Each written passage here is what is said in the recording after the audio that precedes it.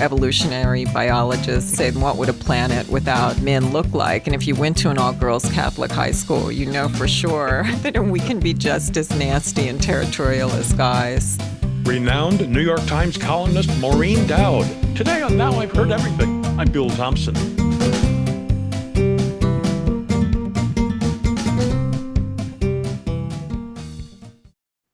Are men necessary? No. I'm not asking the question. I'm merely quoting the title of a 2005 book by New York Times columnist Maureen Dowd. It was a very witty, often tongue-in-cheek examination of the male-female relationships, the sexual politics of the day. And particularly relevant now, perhaps, when politicians decide who's a man and who's a woman, period. I met her shortly before Christmas in 2005 to talk about her book. In just a moment, our conversation. Come back with us now as we relive a little piece of our cultural history on Now I've Heard Everything. This interview is from Bill Thompson's 30-year archive. Enjoy. So here now from 2005, Maureen Dowd. I would have thought after 3.5 some decades of the feminist movement, the battle of the sexes, sexual liberation, weren't we supposed to, by now, be so advanced and so far beyond all the petty little bickering that a book like this wouldn't even be necessary? Exactly. Well, I think I just got fascinated a few years ago that a lot of women I know who used to talk about plays and politics and novels were suddenly all obsessing on skin and appearances. And when I came of age, when I went into college in 1969, I think, the feminist movement, part of it was supposed to give this more capacious notion of beauty so we didn't have to be focused on looks and surfaces all the time. And it was just amazing to me that all these years later that women were so focused on surfaces and trying to turn themselves into Barbie dolls and bunnies and Maxim girls and all the things that Gloria Steinem had been trying to warn us away from. But weren't we told by the 80s that you could not only be Miss Universe, but also could be President of the United States, a Nobel Prize-winning physicist, and a mom all at the same time? Well, I think young women, the daughters of feminists, decided that baby boomer women had too much of a grind trying to have it all. It didn't seem like any fun with both couples trying to work the same and look the same, and women were aping men, and we were wearing those full-back uniforms, those shoulders and the little navy blue suits and floppy ties. And women just said, wait a minute, we don't want to be men. We want to reshape the world as women in a more womanly way and spend time with kids. And maybe one person has to revolve a bit around the other. And that's not saying they don't have careers. They're just trying to figure out how to do it so we're not imitating men, because that wasn't working. Maybe 30, 40-year time frame wasn't enough.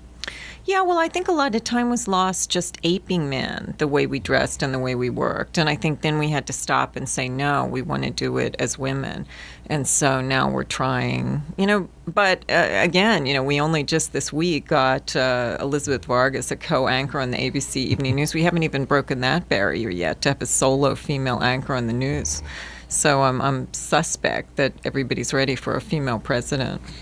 Do you think we'll have a shot at one in 2008? It was funny, Walter Cronkite was quoted in this New York Magazine piece talking about maybe we couldn't have a female anchor because their voices are too high. So we still want a daddy. Uncle Walter said that? Yeah, that's what he was quoted as saying. And we still want a daddy, on the evening news in a crisis. That's why they put a guy in with Elizabeth Vargas. And, there's still a large degree of looking for a daddy and a hero in how we vote for president. So it's very tricky, and that's why Hillary and even Condi, if she's thinking of running, they can't throw like girls. They can't cry. They have to be more manly than the guys, and in many ways they are. Then there is that monthly thing that guys always worry about. Well, I like to say that women only have lunar tides once a month. Dick Cheney has raging hormones every day.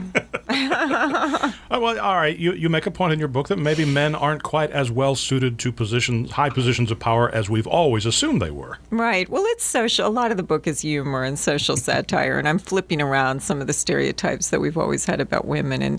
And men always said that women couldn't hold higher office because they didn't have rational, reasonable discourse, and they were too emotional and hormonal. So I just flip it all around, and nobody has more J-Lo diva fits than Rummy, and nobody has more catfights than the Bush White House, Colin Powell and Cheney, and W. Miss Katrina, because he was so busy trying to get rid of the 7 pounds around his waist so he'd look better in his pants. That none of his aides had the nerve to tell him until days in that there was this horrible hurricane destroying New Orleans.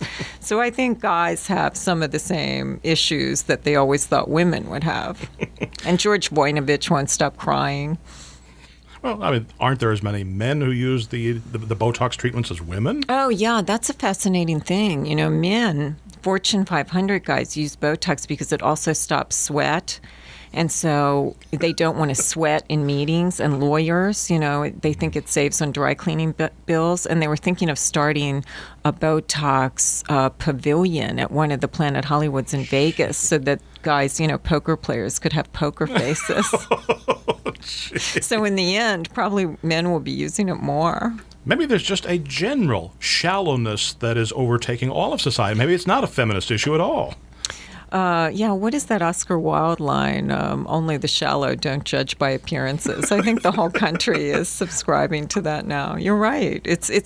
American feminism has been trumped by narcissism, but the whole country, baby boomers are just a very narcissistic lot. That's why the Greatest Generation got all the good publicity of this century. Yeah, that's true. The last century. But I gather, though, that your book was not intended as simply a catalog of injustices or a hardy har look at how different men and women are. You're making some serious points here too. Yeah, I wanted. I'd been dealing with the build up to the Iraq War and torture and the sadness of the Iraq War, and I did want to do something light and breezy, and I do make serious points, but they're in a fun way. I mean, I tried to make it a book that men and women can have fun with and talk about with, and I say, the sexes have been in a muddle from the primordial soup, and we always will be, and we should enjoy the muddle and deal with it with laughter. And so it's meant to, spur fun, sexy conversations between men and women. Do you think there are people who are attacking your book who haven't read it and they're just attacking it because you are Maureen Dowd? Oh, absolutely. I think conservatives just assume it would be a liberal book, and it isn't at all. I mean, it's got a lot of, retro conservative views in it. Then a lot of women are just attacking it based on, things they've read about it. They haven't actually read it. And the New York Observer called me and they said, we're going to do a piece about the talk about the book. So can you talk to us about the talk about the book? And I said, I'd really rather talk about the book. And it's all full of great fun stuff. I think, there's not a man or woman who could read it that wouldn't come away with something that they're interested in. It covers a lot of ground, from a sexual history of Washington to, evolutionary biologists and how they say the Y chromosome is on notice and might go out of business in 100,000 years, and what would a planet without men look like. And if you went to an all-girls Catholic high school, for sure that we can be just as nasty and territorial as guys. So there's a lot of fun stuff in there, and modern dating practices. Maybe it would be a planet of fish with no bicycles. Exactly. After this short break, Maureen Dowd reveals the surprising reaction to her book from men. Are you finding this interview engaging? Curious about the book we're discussing? Simply click the link in our show notes or visit our website, heardeverything.com, to get your copy. When you shop through our affiliate links, you're not only enjoying great content, but also supporting this podcast. Thank you for your support. Now back to my 2005 conversation with Maureen Dowd. Was this a fun book to write? It was fun for me because I've covered this stuff for 30 years, and I just wanted to get together every interesting morsel of men and women at play, at work, in Hollywood, and politics, and just how gender shapes so much, from everything from presidential elections to just how we see the world, and but just to do it with a lot of laughter. Is writing about gender politics, does that make you more of a target than writing about presidential politics does? I don't know. Gender politics is pretty touchy. That affects pretty much everybody, doesn't it? Yeah. People could safely ignore presidential politics. Oh, I don't worry about that. They're all idiots anyway. I don't vote. But you can't escape the gender politics. Right. Well, I've been fascinated to see. I wondered if men would want to talk about this stuff. And I've been deluged with calls and letters and emails from guys wanting to talk about everything from, they whether they find strong women dating them draining, to whether they find it exciting and scintillating, to whether they should advise their daughters not to be so strong and feisty because then they might not find a husband. I mean, they have a million things they want to discuss, and I'm thrilled about that, because that's why I wanted to do the book, so that men and women could discuss all this stuff. Yeah, I saw the most extraordinary thing on Dr. Phil of all places the other day. A gentleman in the audience made an extremely politically incorrect statement. He admitted on national television that he is, in fact, intimidated by strong women.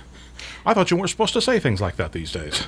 Well, I think at the beginning of the feminist revolution, we assumed that it would be like Tracy Hepburn movies and all this sparring and equal relationships. And it turned out some men find that draining. Some men like it. But it turns out some men like women who are in awe of them. And I go through this thing now, movies now. You have a lot of the heroines are maids and, women of a different order. And I come from a family of Irish maids. So it's just funny. I never would have assumed, I assumed I was doing so much better than my great aunts, in the workplace. But it's just funny that now in the culture, maybe I'd be better off with guys if I were still a maid. I mean, like J-Lo movies. You're frank with us in the book about your own situation. I mean, it's not... Yeah, I don't really whine about my personal life. Some people have gotten that misimpression. There's not much about my personal life in there. And I do whine about my personal life to my girlfriends, but I certainly wouldn't expect somebody to pay $20 for it. I promise there's no whining about my life. You're safe to delve in. Bless your heart. You had also said something, forgive me, I don't remember if it was in the book or if it was in one of your columns recently, where you said if there had not been a Monica Lewinsky, there would not be a Senator Hillary Clinton. Yes, and there would be a President Gore. My whole last chapter is about how sex shapes politics, and the Washington Monument is a great symbol for Washington because one thing can often lead to another. And Michael Beschloss has a great quote from Lyndon Johnson in there that politicians do the stupidest things spurred by sex and envy, which is pretty much, the same thing Shakespeare was dramatizing.